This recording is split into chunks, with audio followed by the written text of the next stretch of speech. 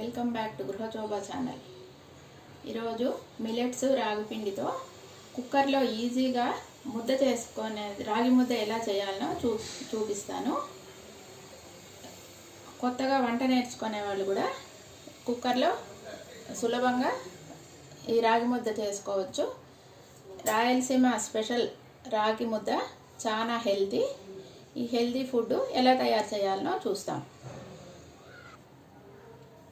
ఈ హెల్దీ రాగి ముద్ద తయారు చేయడానికి కావలసిన వస్తువులు మిల్లెట్స్లో నేను సామలు తీసుకున్నాను. ఈ సామల్ని నీట్గా కడిగి 8 గంటలు నానబెట్టుకున్నాను. 1 గ్లాసు సామలకు 4 గ్లాసులు నీళ్లు వేసి 8 గంటల ముందు నానబెట్టుకున్నాను. ఇది రాగి పిండి, ఉప్పు. ఇప్పుడు ఇది కుక్కర్లో తయారు చేసేది ఎలానో చూపిస్తాను. ఇలా 8 గంటల ముందు నానబెట్టి ఉంచుకున్న ఈ మిల్లెట్స్ను కుక్కర్లోకి వేసి 3 శబ్దాలు వచ్చే వరకు పెట్టుకొని ఆఫ్ చేసుకోవాలా. కుక్కర్లో 3 సౌండ్స్ వచ్చేంత వరకు పెట్టుకోవాలా. 3 సౌండ్స్ వచ్చినాక ఆఫ్ చేసుకోవాలా. ఇప్పుడు మిల్లెట్స్తో చూపిస్తా అన్నాను. మిల్లెట్స్ వద్దనుకున్నప్పుడు బియ్యంతో అయినా ఇదే ప్రాసెస్లో చేసుకోవచ్చు. బియ్యం కన్నా మిల్లెట్స్ హెల్దీ కాబట్టి నేను మిల్లెట్స్తో చూపిస్తా అన్నాను.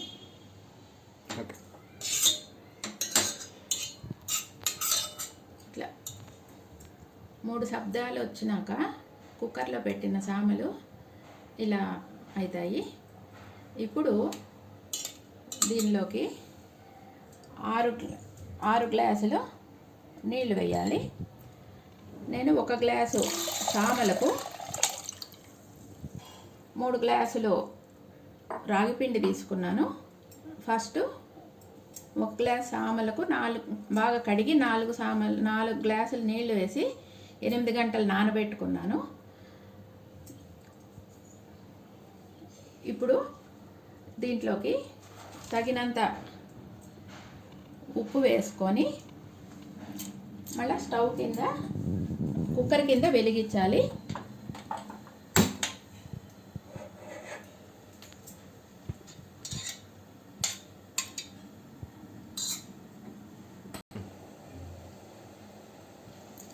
ఇలా బాగా కుత ఉడుకుతా ఉన్నప్పుడు మళ్ళీ రాగి పిండిని ఒక పేపర్ మీద వేసుకొని గోపురంగా వేయాలి.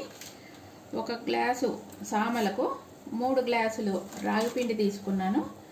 ఇదే విధంగా బియ్యంతో అయినా చేసుకోవచ్చు. బియ్యం అయితే 1 గంట ముందు నానబెట్టుకుంటే చాలు. బియ్యంకు కూడా ఇదే కొలతలతో నీళ్లు పెట్టుకోవాలి. ఇట్లా పిండి వేసినాక కుక్కర్ మూత పెట్టుకొని 1 శబ్దం వచ్చినాక ఆఫ్ చేసేయాలి.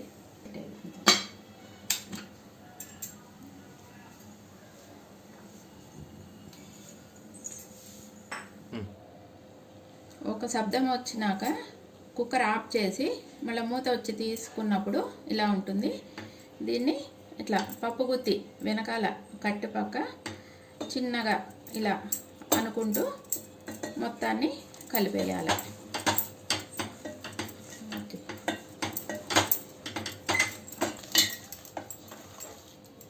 ఇలా నీట్గా కలుపుకున్నప్పుడు ఇంకా ముద్ద రెడీ అవుతుంది.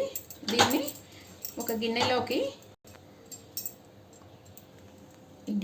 కొద్దిగా నెయ్యి వేసుకొని దీంట్లోకి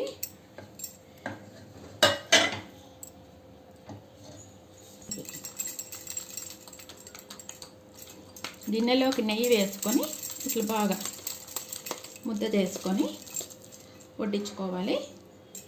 ఈ ముద్దలోకి మామిడికాయ పప్పు, శనక్కాయల చట్నీ వీటితో తింటే రుచిగా ఉంటుంది. ఈ వీడియో మీకు నచ్చినట్లయితే లైక్ చేయండి, మీ ఫ్రెండ్స్కి అందరికీ షేర్ చేయండి.